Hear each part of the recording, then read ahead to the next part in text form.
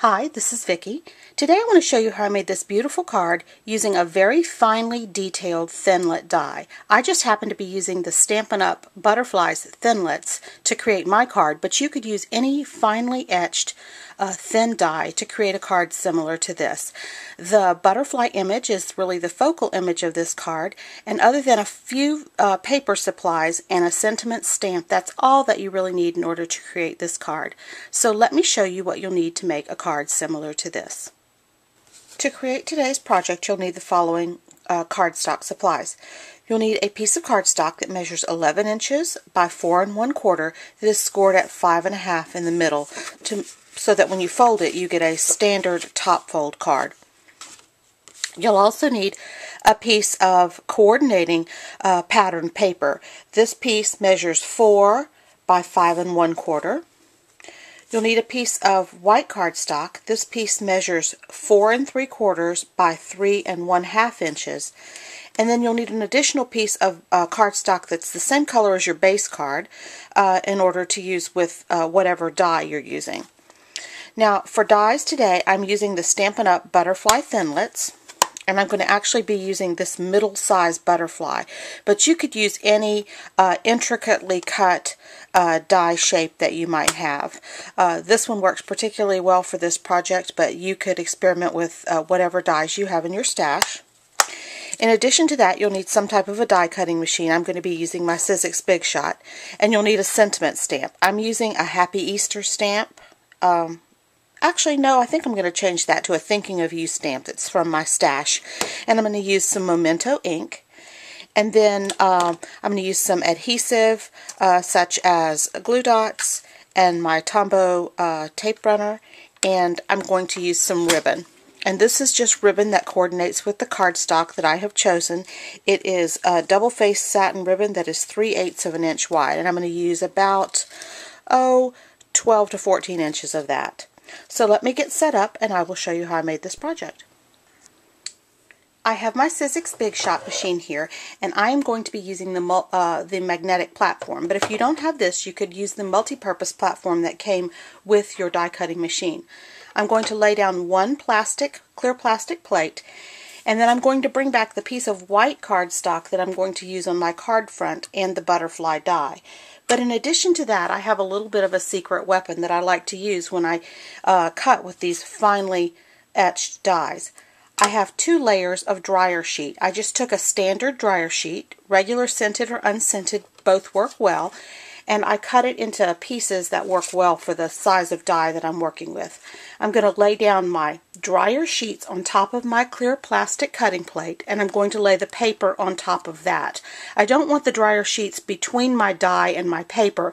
I want them on the other side of my paper.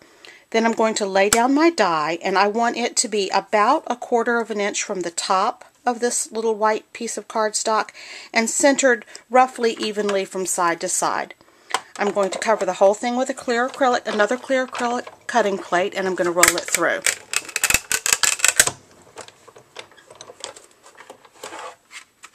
And then I'm going to show you what happens. When you remove this whole image here, cut image, and this is just a plastic container that I'm going to use to collect my scraps, I'm going to take my butterfly die, and you'll see it comes off very easily, and I'm going to take off this outside piece, and that's the piece I'm actually going to save.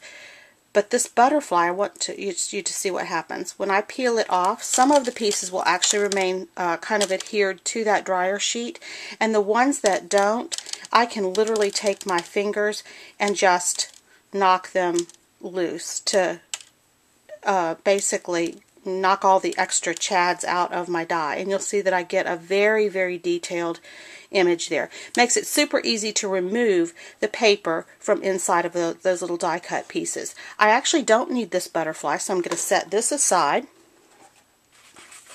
and I'm going to bring back that pink scrap that I told you needed, and I'm going to do the same thing. I'm going to reuse my dryer sheet piece. I'm just going to flip it over. I'm going to put my paper on top, and then my butterfly. I'm going to cover it with another clear acrylic cutting plate and run it through. And this time I'll need to keep the butterfly image and not the outside image. So I'm going to bring back my trash collector. Set my die aside. This time I don't need this piece, but I do need my butterfly. So I'm just going to peel it off. Some of them stayed stuck to the dryer sheet. In fact, most of them stay stuck to the dryer sheet. And a few just need to be knocked out of their place. So that's how I get that very, very finely detailed butterfly image. So let me gather my card supplies here, and I'll show you how we're going to finish up this card. Okay, I'm going to begin by folding my cardstock in half along that score line and using a bone folder to get a nice tight crease along the top edge. Then I'm going to bring back the piece of designer paper that measures 4 by 5 1/4, and I'm going to adhere it to the front of my card. Actually, I shouldn't have put tape on the back because I want to do one other thing first. So I'm going to set that aside. It does have a little tape on the back. But I'm going to take this white piece and I'm going to adhere it to my designer series paper.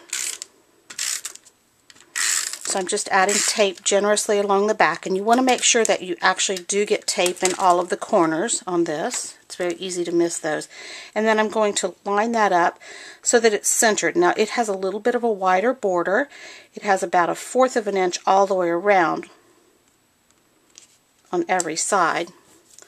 So there. Now I'm ready for my next step. I'm going to take that piece of ribbon and I'm going to put it behind this piece. And now I do have the adhesive on the back of this piece, and I'm ready to go ahead and center that down. And that's the part I always forget. I forget to put my ribbon on,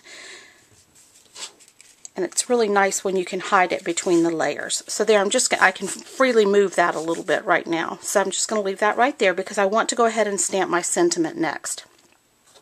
So I have some Memento black ink and a nice thank you sentiment here, and I'm going to ink up my sentiment very well.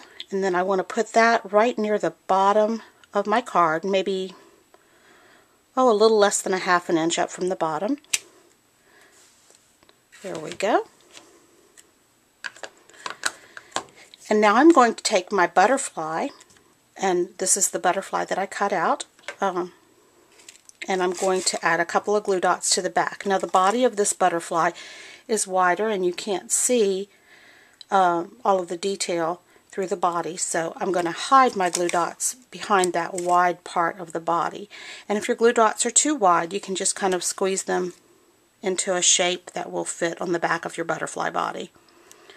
Now I'm going to simply set it down right there in the space where it was originally cut out and press it down. And the butterfly wings are actually left free so the edges can lift up. And now I'm ready to tie that ribbon.